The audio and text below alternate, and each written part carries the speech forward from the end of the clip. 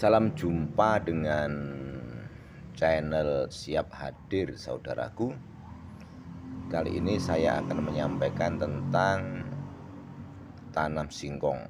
Nah, ini singkong beracun, saudaraku, yang menjadi bahan untuk menyambung ketela singkong yang produktif ya. Ini kita potong, panjangnya kira-kira 20 cm ya.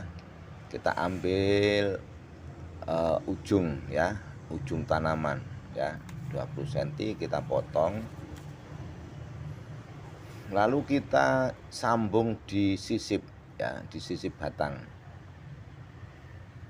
Sehingga tanaman singkong ini yang rakus untuk makan nutrisi-nutrisi menjadikan akarnya menjadi lebat, saudaraku. Akarnya menjadi lebat dan bisa besar-besar. Bahkan tanaman singkong ini bisa ditanam sepanjang 1-2 tahun karena disambung dengan ketela karet. Ini ketela produktif yang bisa dimakan, konsumsi. Sudah kita sambung, saudaraku ya. Ini kita sambung, kita lilit dengan plastik es ya yang kita potong. Lalu kita lilitkan ya, saudaraku. Ini sudah mulai bertunas ya, tapi belum bisa dilepas plastiknya. Nah, ini sudah dilepas. Sudah dilepas. Kalau tidak dilepas nanti akan membusuk, saudaraku, kan ini musim hujan ya.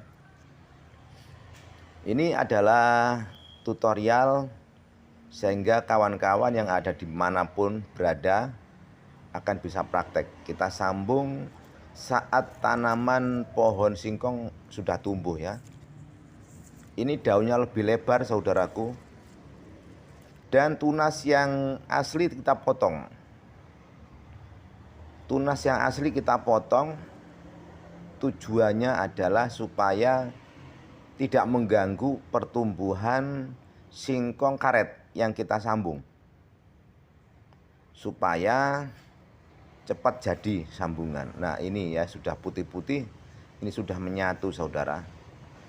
Warna putih-putih ini sudah menyatu antara singkong karet dan singkong produktif ya, singkong lokal ya, saudaraku. Ini cukup lebar daunnya dan rakus makan sehingga bisa memperbesar umbi yang akan kita persiapkan. Ini singkongnya bercabang 3, saudaraku ya. Coba kita sambung semuanya ya. Ini sambungan yang kedua. Tadi sambungan pertama di atas, terus sambungan kedua di bawahnya. Sehingga ke depan kalau sudah panen ini bisa punya 2 bibit, saudaraku. Kalau kita jadikan 3 bibit bisa, saudaraku. Nah, ini batang bawah itu juga bisa ditanam lagi ya ke depan ya. Nah, ini gagal membusuk ya, gagal sambungannya. Nanti kita ambil ya, kita ganti dengan sambungan yang paling sehat tanamannya. Nah, ini sudah putih-putih, tandanya sudah jadi, saudara. Ini sudah menyatu, saudaraku ya, antara singkong karet dengan singkong lokal ya, sudah menyatu, membentuk kesatuan. Tapi kita ikat dengan plastik supaya tidak lepas kalau ada angin besar. Nah, ini, saudaraku, sambungannya sudah jadi ya, sudah jadi, sudah menyatu. Kalau ada tunas yang dari singkong yang lama kita potong supaya tidak mengganggu perkembangan singkong karet dengan singkong lokal, saudaraku. Batangnya masih kecil, tapi ke depan itu akan bisa besar sebesar kaki orang dewasa, saudaraku, batangnya ya. Ini tunasnya sudah subur, sudah layaknya mendapat asupan aliran nutrisi dari batang singkong yang lokal ya. Daunnya tidak boleh dipotong, saudara, tidak boleh dipetik ya, supaya tidak mengganggu pertumbuhan bagi singkong eh, lokal untuk produksi umbi ya. Ini kita lihat ya, ini sambungan kedua. Sambungan pertama di atas di ujung, terus di bawahnya ada sambungan lagi, berarti ada 2 bibit lagi ya. Ada 2 bibit yang akan kita persiapkan ke depan ya saudaraku.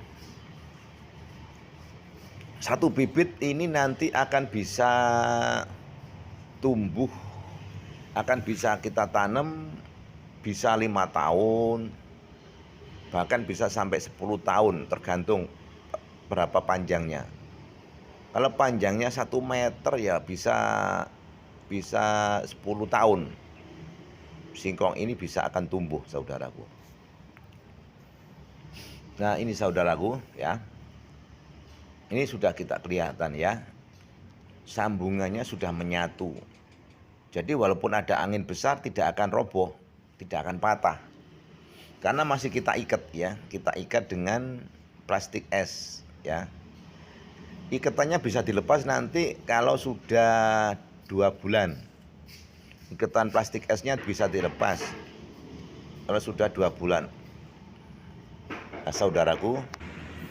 Nah saudaraku, ini tunasnya sudah cukup ya, cukup lebat, cukup subur ya.